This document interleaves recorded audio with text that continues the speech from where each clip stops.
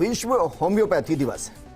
इस दिवस को इसलिए मनाया जाता है ताकि लोग होम्योपैथी चिकित्सा पद्धति के बारे में जानें, उसके फायदे क्या हैं, उससे अवगत हो, लोगों में इसके प्रति जागरूकता है। ज्यादा से ज्यादा लोग एलोपैथी यानी आधुनिक चिकित्सा पद्धति के जरिए ही किसी भी बीमारी का इलाज कराते हैं। मुख्य रूप से 3 तरह की चिकित्सा पद्धति है, एलोपैथी, होम्योपैथी और आयुर्वेद। कोरोना काल के बाद से आयुर्वेद की तरफ लोगों का काफी ज्यादा रुझान बढ़ा, लेकिन काफी लोग ऐसे भी हैं जिनका झुकाव होम्योपैथी के प्रति पहले से काफी ज्यादा बढ़ा है और यह झुकाव परिणामों के बाद और भी बढ़ रहा है। लेकिन सवाल जनता के जहन में हमेशा से रहा कि होम्योपैथी में इलाज की समय अवधि काफी ज्यादा होती है और इतना इंतजार कोई कर नहीं सकता।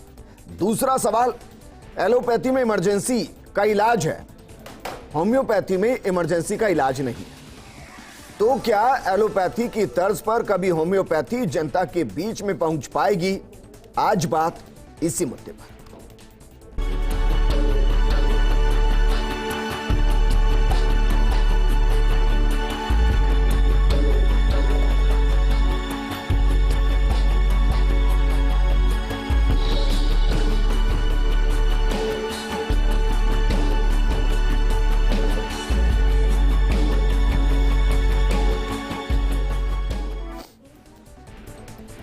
और होम्योपैथी कितनी ज्यादा बीते सालों में जनता के बीच पहुंची है और अभी भी कौन से संघर्ष के दौर से ये चिकित्सा पद्धति गुजर रही है, इस पर बात करने के लिए हमारे साथ डॉक्टर अशोक सिंह सोलंकी, जो कि होम्योपैथी चिकित्सक हैं, जुड़ गए हैं और कोरोना काल में उन्होंने काफी काम भी किया है। अशोक सिंह जी, सबसे पहला सवाल तो सर आपसे यही कि जिसे हम मीठी गोली कहते हैं, वो मीठी गोली जनता की जुबान से होते हुए शरीर में जब पहुंचती है तो असर कितने लंबे वक्त के बाद करती है? क्योंकि सवाल सबसे पहला वही कि ये लंबी अवधि के लिए ली जाने वाली दवा है। जी विजेंद्र जी, सबसे पहले आपके माध्यम से आपके सभी दर्शकों को विश्व होम्योपैथी दिवस की बहुत सारी शुभकामनाएं। जी, आपका बिल्कुल ठीक सवाल है कि होम्योपैथी धीरे काम करती है, होम्योपैथी मीठी गोली है। ये थोड़ा सा एक लोगों के अंदर गलत परसेप्शन है कि होम्योपैथी ट्रीटमेंट लंबा चलता है, होम्योपैथी में इलाज थोड़ा सा लंबा लेना पड़ता है। ये बिल्कुल गलत है। होम्योपैथी से फास्ट कोई दवाई काम नहीं करती, क्योंकि होम्योपैथी दवाई सीधी टंग पर डाली जाती है। उसका जो मोड ऑफ दवाई देने का जो रूट है वो ओरल रूट है और अपनी बॉडी की सबसे ज़्यादा नर्व टंग पर होती है। जैसे ही दवाई डाली उसका एक्शन चालू हो जाता है, लेकिन उसके लिए शर्त है आपकी दवाई बिल्कुल सही हो, दवाई की पावर सही हो, तभी उसका एक्शन प्रॉपरली आ पाता है। तो होम्योपैथी में बहुत जल्दी उपचार होता है, चाहे वो सामान्य सर्दी जुकाम बुखार हो या कोई भी बीमारी हो। तो ये बिल्कुल गलत परसेप्शन है लोगों के अंदर होम्योपैथी के प्रति। ठीक है सर, बाकी सवाल मैं आपसे करूंगा, लेकिन होम्योपैथी दवाइयां सिमिलिया सिमिलिबस क्यूरेंटूर के सिद्धांत पर कार्य करती है। अब ये मुझे समझना ही बड़ा मुश्किल है कि सिद्धांत क्या है। आप इनको कम शब्दों में और आसान शब्दों में समझा सकते हैं? जी सर, होम्योपैथी का प्रिंसिपल है सिमिलिया सिमिलिबस क्यूरेंटर, समान को समान से ठीक किया जा सकता है। इसका सीधा सा शाब्दिक अर्थ है कोई समान चीज़ है उसको ठीक किया जा सकता है। डॉक्टर हैनीमैन ने जब होम्योपैथी की खोज करी, जब वो कुलेंस मेट्रिया मेडिका का ट्रांसलेशन कर रहे थे, तब उनको ये चीज़ ट्रिगर कर गई। जो प्रीवियन बार्क होती है वो लेने से, उसका डायल्यूटेड फॉर्म लेने से लोगों के अंदर मलेरिया लाइक सिम्टम्स पैदा होते हैं।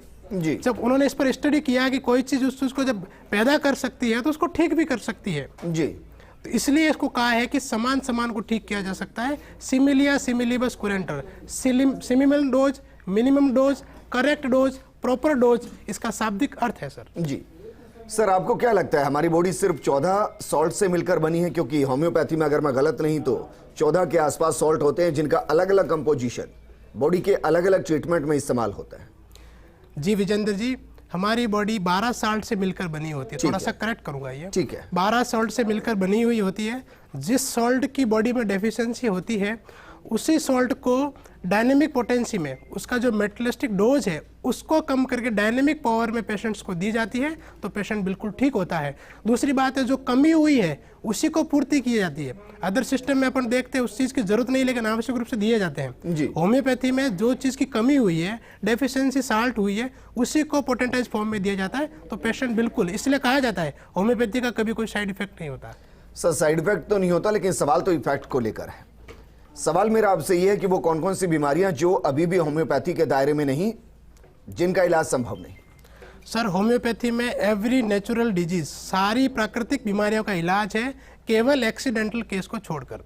सामान्य सर्दी जुकाम बुखार से लगाकर कैंसर तक के पेशेंट होम्योपैथी से ठीक होते हैं जी। केवल एक्सीडेंटल केस, कोई मेजर इंजरी हो गई, स्नेक्स बाइट हो गया, उसमें होम्योपैथी का कोई रोल नहीं है। बाकी सारी बीमारियां होम्योपैथी से ठीक होती नहीं, हैं। आप ये कह रहे हैं कि कीमो की जरूरत नहीं है, होम्योपैथी कैंसर के किसी भी स्टेज को सही कर सकती है? सर इसकी शर्त है इनिशियल स्टेज में आ जाए। अगर कीमो रेडियो कराने के बाद में आता है तो बहुत सारी जो नर्व होती है वो बिल्कुल खत्म हो चुकी होती है, तो उसमें होम्योपैथी का इतना रोल नहीं देगा। अगर कैंसर डायग्नोस हुआ है पेशेंट्स को और इनिशियली आ जाए तो ऐसे बिल्कुल पेशेंट ठीक होते हैं। ऐसे 100 से अधिक पेशेंट्स का एविडेंस है मेरे पास कि जो कैंसर के पेशेंट होम्योपैथी से ठीक हुए हैं। इसके अलावा कौन कौन सी बीमारियां सर जो होम्योपैथी से सही हो जैसे बाकी अपन जगह देखते हैं एलर्जिक डिजीज। और सबसे बड़ा सवाल सर, कितना लंबा अब तक का सबसे बड़ा प्रोसेस किस बीमारी के लिए रहा है? सर जो इरिवर्सिबल पैथोलॉजिकल चेंजेज हो जाते हैं, जहाँ पे बाकी पैथी में उसका कोई इलाज नहीं होता है, लेकिन होम्योपैथी के माध्यम से उस पेशेंट्स को पैलिएट करके लंबे समय तक उसको पीड़ा रहित उपचार देकर उसको ठीक किया जा सकता है। बाकी होम्योपैथी में पर्टिकुलर डिजीज का एक टाइम पीरियड है। सामान्य सर्दी जुकाम बुखार है तो 2 से 3 दिन में, कोई क्रॉनिक डिजीज है उसमें 1 सप्ताह से लगाकर 2 सप्ताह 2 महीने तक ट्रीटमेंट चलता है। अधिकतम होम्योपैथी में किसी बीमारी का इलाज 1 साल से ज़्यादा नहीं चलता। हमारे साथ डॉक्टर सोनिया टुटेजा जी भी जुड़ गई हैं, होम्योपैथिक चिकित्सक हैं। मैम, सबसे पहले तो वर्ल्ड होम्योपैथी डे पर आपको ढेर सारी शुभकामनाएं। आपको लगता है मैम आज के दौर में भी जब मैक्सिमम इलाज एलोपैथी से होता है, होम्योपैथी स्ट्रगल कर रही है, या आपको लग रहा है कि ये होम्योपैथी की वो इनिशियल स्टेज है जहां से वो धीरे धीरे आयुर्वेद और एलोपैथी की तरफ बढ़ेगी और उस रेशो को बढ़ाएगी अपना जो मरीजों से जुड़ा हुआ है? देखिए, बचपन से अगर हम माइंडसेट देखें पब्लिक का, या आज जो एडवर्टीजमेंट्स आती थी तो वो एडवर्टीजमेंट्स हम हमेशा सिरप के, टॉनिक के रूप में देखते आ रहे हैं, जो कि एलोपैथिक होता था जी। तो इतनी जल्दी ये माइंडसेट तो चेंज नहीं होगा। आपने कितनी होम्योपैथी की ऐड देखी, कभी ऐड नहीं देखी होगी आपने। अब जाके लोगों में एक अवेयरनेस आई है इसके लिए कि ये भी एक पैथी होती है, जिसके लिए अभी भी विलेजेस में तो अभी भी लोग बहुत अनअवेयर होते हैं, पर जब रिजल्ट्स मिलते हैं तो पब्लिक इसको पसंद कर रही है। और लोगों का जो मेन इफेक्ट होता है वो यही होता है कि पब्लिक का अट्रैक्शन होता है कि हमें ठीक होने से मतलब है, उनको पैथी से मतलब नहीं होता। तो रिजल्ट्स इतने अच्छे होते हैं हमारे कि डेफिनेटली अब पब्लिक भी अवेयर हो रही है और इतनी जल्दी सब कुछ बदलेगा नहीं। आपको लगता नहीं मैम कि होम्योपैथी एलोपैथी और आयुर्वेद के बीच में फंस गई है कहीं? नहीं, ऐसा नहीं है। हर एक का अपना स्कोप है, हर एक की अपनी लिमिटेशंस है। तो हम किसी भी पैथी को ये नहीं बोलते कि उसका यूज़ नहीं है। डेफिनेटली एलोपैथिक का भी काफ़ी महत्व है इमरजेंसी केसेस में। If we need to tackle emergency, हमें लेनी पड़ती है मदद। आयुर्वेदा का अपना रूल है एंड होम्योपैथिक का अपना एक ट्रीटमेंट मोड है। तो कोई कहीं फंसा नहीं है, ये पेशेंट के ऊपर भी है और डिजीज़ है, किसको कहाँ आराम मिलता है। होम्योपैथिक का जो एक तरीका है, इसके कोई भी साइड इफ़ेक्ट नहीं होने से सेफ्टी बहुत ज़्यादा है पेशेंट की। और यहाँ इस पैथी में सबसे बड़ी खूबी है कि पैलिएशन तो है लेकिन सप्रेशन कहीं नहीं है।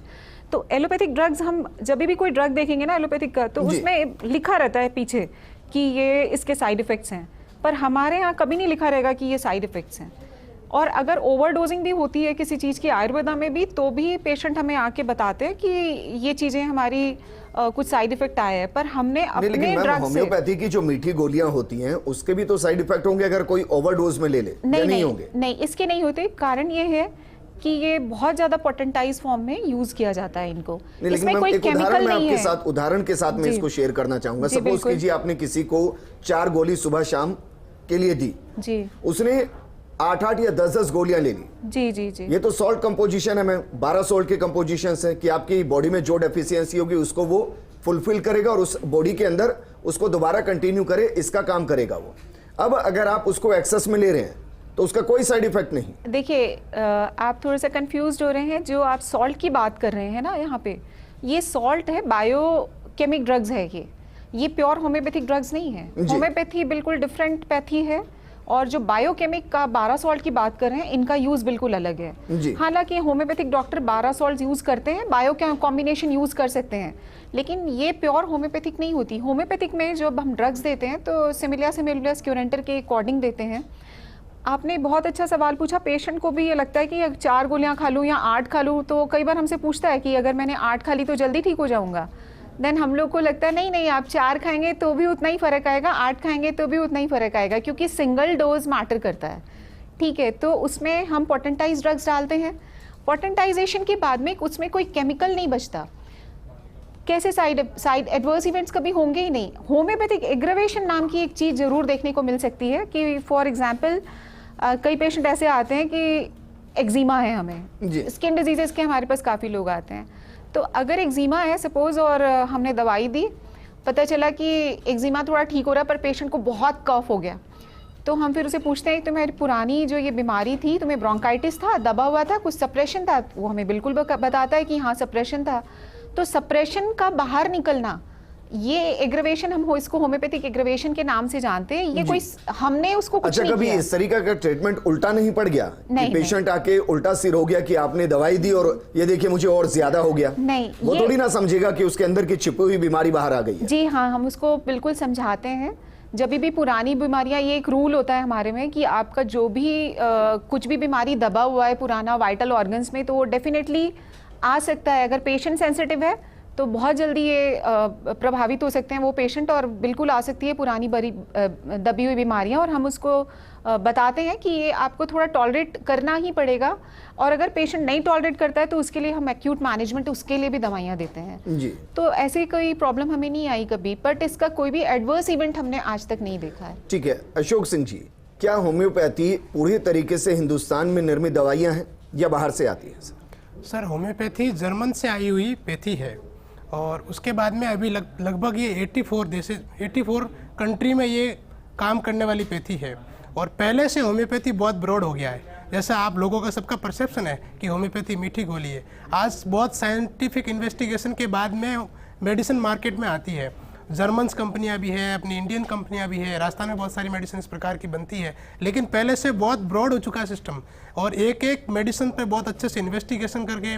और सबसे बड़ी बात है, होम्योपैथी मेडिसिन इंसान पे ट्रायल की जाती है। जैसे बाकी पैथी के अपन मेडिसिन देखते हैं तो उसका प्रूविंग एनिमल्स पे होता है, जो इतना ऑथेंटिक नहीं होता है, क्योंकि होम्योपैथी मेडिसिन अगर अपन आदमी को देते हैं तो उसके बाद में उसका सारा अपन को पता चलता है, उसके लक्षण क्या है मेडिसिन देने के बाद में। और दूसरी बात, हर एज ग्रुप को दी जाती है, बहुत सेक्सेस को दी जाती है ये, और बच्चों को दी जाती है। हर एक एज ग्रुप पे इस दवाई का प्रूविंग होता है, इसलिए होम्योपैथी बहुत साइंटिफिक इन्वेस्टिगेशन के बाद एक आई हुई पैथी है। लेकिन सर हर इंसान का बॉडी स्ट्रक्चर अलग होता है सर। बिल्कुल सर, उस बॉडी स्ट्रक्चर के हिसाब से बॉडी का रिएक्शन टाइम और बाकी चीजें अलग होती हैं।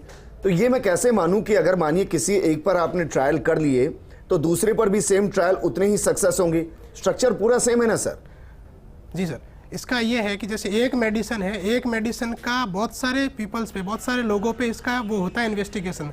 जब जैसे 10 लोगों को प्रूविंग करी अपन ने, 10 लोगों को प्रूविंग करने के बाद में 10 में से अधिकतर में क्या क्या सिम्टम्स आए प्रूविंग करने के बाद में, उसी को ऑथेंटिक माना जाता है। होम्योपैथी में क्वालिटिव सिम्टम्स लिए जाते हैं, टोटलिटी ऑफ सिम्टम्स लिए जाते हैं, वो काम के होते हैं। और हर एक इंसान अपने आप में अलग होता है। फिजिकली बहुत सारे लोग सेम टू सेम मिलते हैं, लेकिन हर एक इंसान की सिम्टम का मतलब सर यहाँ बीमारी, जिस बीमारी के लिए वो दवा दी जा रही है उसमें कितना इंप्रूवमेंट है, यही मतलब समझू ना सर मैं? जी सर बिल्कुल ठीक है।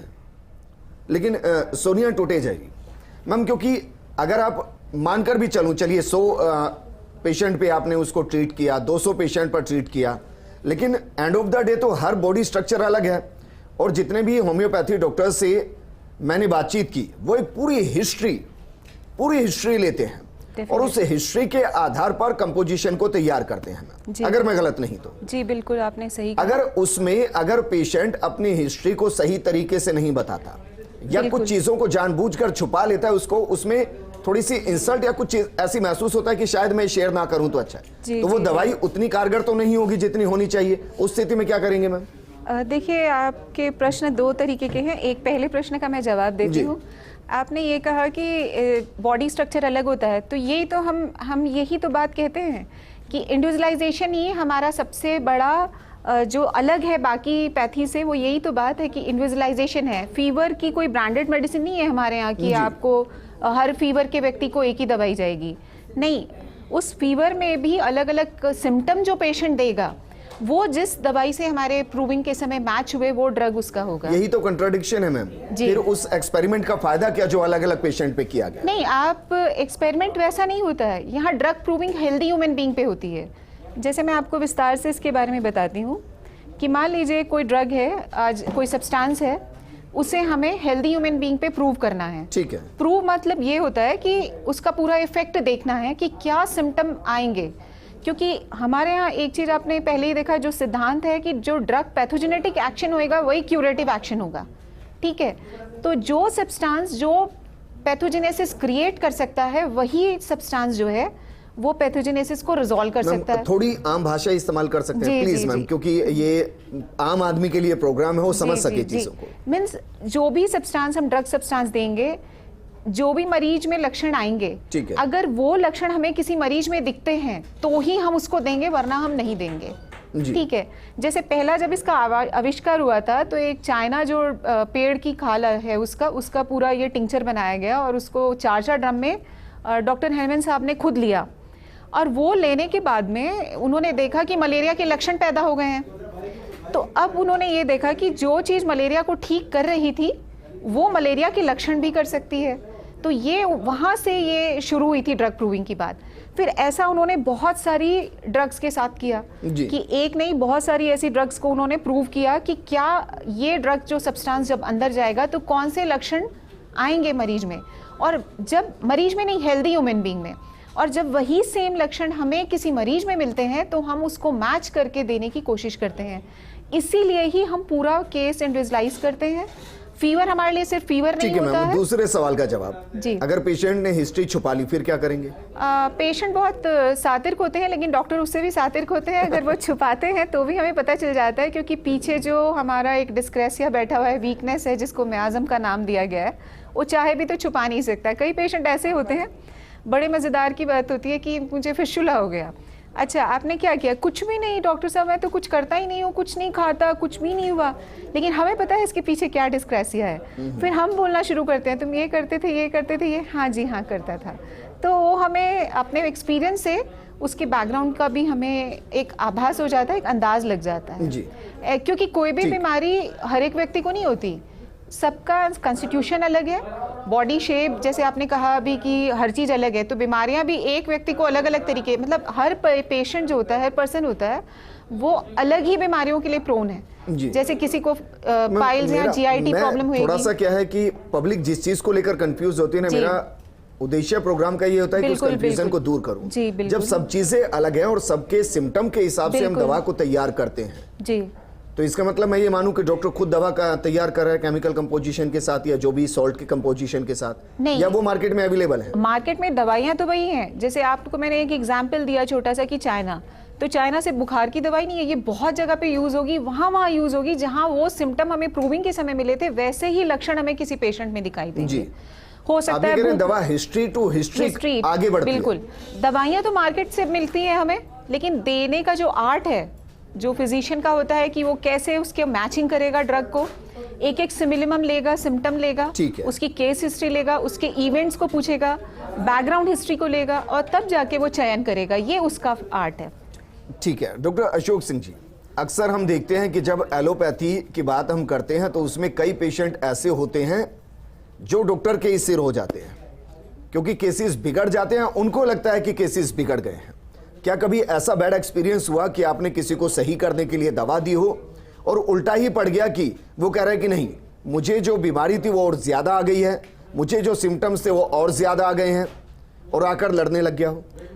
विजेंद्र जी, अधिकतर ये हमको स्किन डिजीज के जो पेशेंट होते हैं उसमें देखने को मिलता है कई बार तो हम उनको अच्छे से समझा के भेजते हैं कि दवाई देने के बाद इस प्रकार की कंडीशन आपकी होगी, हो सकती है, संभावना है, और कई बार हो भी जाती है, कई बार बताया उससे ज़्यादा भी होती है। तो पेशेंट आता है, डॉक्टर साहब मैंने तो आपको ठीक करने के लिए दवाई ली थी ना, आपने तो बिल्कुल सारा कर दिया, मेरे तो ऐसी कभी दिक्कत ही नहीं रही। जबकि वो सारी चीज़ उसकी सप्रेसिव थी, मेडिसिन देने से उसका साइड इफेक्ट नहीं है, जो उसकी सप्रेसिव स्किन डिजीज थी मेडिसिन देने के बाद में बाहर निकली है। इसका मतलब ये है कि आपका ट्रीटमेंट का प्लान बिल्कुल ठीक है, आपकी मेडिसिन ठीक है, आपकी पोटेंसी ठीक है, तो थोड़ा सा उसमें पेशेंस रखना चाहिए। उस बीच में भी अगर किसी को कोई दिक्कत हो जाती है तो उसका, जैसे मैम ने बताया, एक्यूट ट्रीटमेंट देते हैं। बीच में जैसे ज़्यादा स्किन डिजीज एग्रावेट हो गई, खुजली उसको ज़्यादा चल रही है, स्किन इरप्शन ज़्यादा बढ़ गए, तो बीच में इस प्रकार की एक्यूट मेडिसिन देते हैं ताकि उसको ज़्यादा परेशानी नहीं हो और पेशेंट ठीक होता है। ऐसा अनुभव बहुत बार मिले कि पेशेंट आके कई बार ऐसा भी कहते हैं, डॉक्टर साहब क्या कर दिया आपने, मैं तो ठीक होने आया था।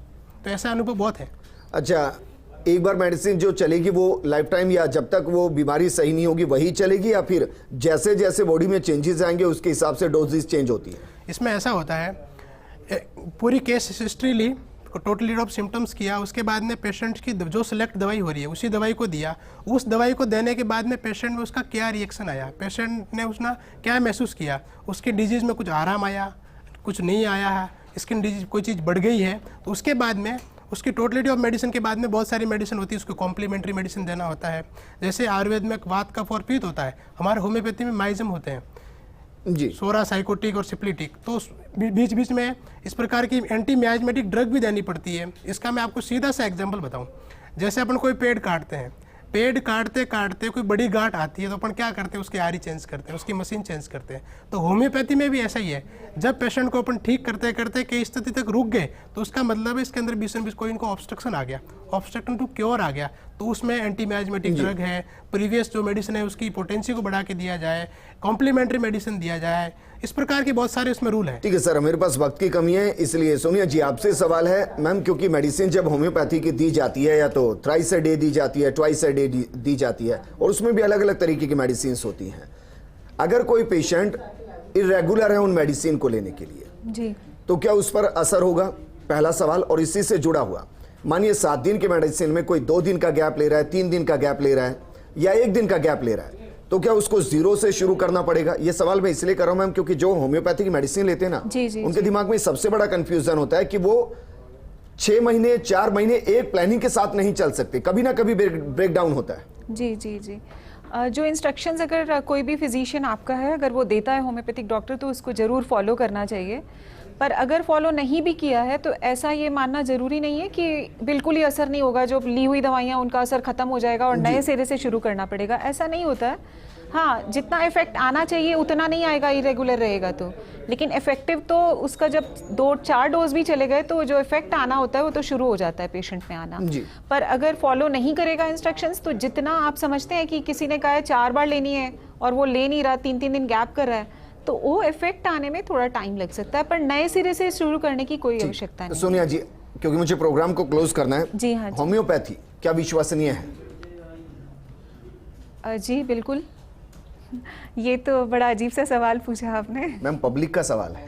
जी बिल्कुल है, क्योंकि अभी तक वो विश्वास अगर कर पाते तो बहुत स्पीड में चीजें होती है। हमारे यहाँ प्रॉब्लम यही है कि जिसमें क्यूरेबल जो भी डिसीज होगी, अगर वो लंबा टाइम खिंच गई ना मैम, तो फिर विश्वास कम होता चला जाता है, फिर वो अपना पैथी को ही चेंज कर लेते हैं। मैं आपको बताऊं ये क्यों हो रहा है, ये इतना फास्ट लाइफ के लिए है ना।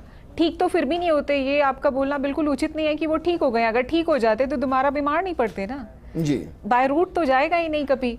आपको तुरंत हेडेक हुआ, माइग्रेन है, आप 2 गोलियां खा लीजिए, बस बैठे रहिए, लेकिन माइग्रेन को आप ठीक करके दिखाइए, वो तो होगा नहीं।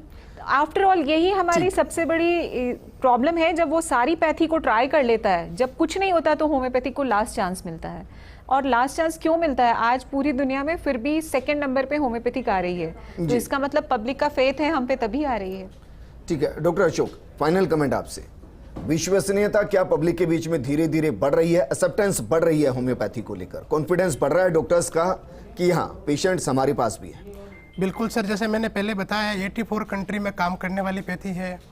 इसके पूरे भारत में 3 लाख से अधिक प्रैक्टिशनर हैं और इसके 250 से अधिक मेडिकल कॉलेज हैं।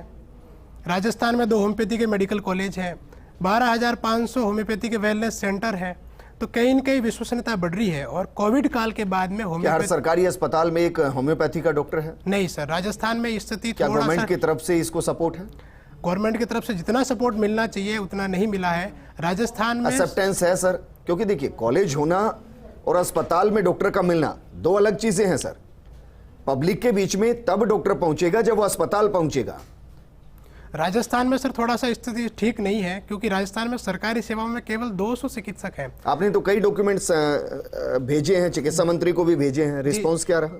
बस उसका रेस्पॉन्स से काम कर रहे हैं, उसके बाद लगातार थोड़ा सा सरकार भी इस पर काम कर रही है। और जैसे राजस्थान में 9000 होम्योपैथी के रजिस्टर्ड डॉक्टर हैं, लेकिन सरकारी सेवा में केवल मात्र 200। सोनिया जी, ये महसूस होती है कमी कि भाई सरकारी अस्पताल में भी एक काउंटर या फिर एक अलग से होम्योपैथी के लिए डिपार्टमेंट क्रिएट कर दिया जाए, तो पब्लिक जो एलोपैथी की तरफ नहीं जाना चाहती उनको होम्योपैथी इजी टू रीच मिलेगी? बिल्कुल होना चाहिए। इवन सिर्फ सरकारी हॉस्पिटल में नहीं, आप बड़ी यहाँ राजस्थान को अगर हम छोड़ देते हैं, आज कैलकाटा साइड में आप देखिए, चाहे आप महाराष्ट्र चले जाइए, चाहे बॉम्बे हो, पूना हो, हर एक बड़े हॉस्पिटल में अटैच्ड है होम्योपैथिक डॉक्टर।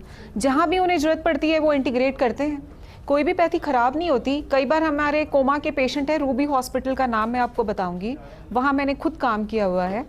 वहाँ अगर कोमा में पेशेंट चले जाता था और एलोपैथिक दे दी जाती थी, उन्हें पता था कि काफ़ी लंबा टाइम लगेगा, तो वो होम्योपैथिक को ऑन कॉल बुलाते थे कि अब आप कुछ करिए। तो ये तो मदद से ही होगा, एक दूसरे को इंटीग्रेट करने से ही होगा। हर पैथी की अपनी स्कोप्स हैं, लिमिटेशंस हैं, तो वहाँ पे एक चांस देना बनता है। हर हॉस्पिटल में होम्योपैथिक डॉक्टर का इंटीग्रेशन जरूरी है। ठीक है मैम, शुक्रिया हमारे साथ जुड़ने के लिए। अशोक सिंह जी, आपका भी शुक्रिया हमारे साथ जुड़ने के लिए। प्रोग्राम का मकसद सिर्फ आपको एक और पैथी के बारे में ज्यादा जानकारी देना था। फैसला अंतिम आपका है, आपको एलोपैथी की तरफ जाना है, आयुर्वेद की तरफ जाना है, या फिर होम्योपैथी को ट्राई करना है। नमस्कार।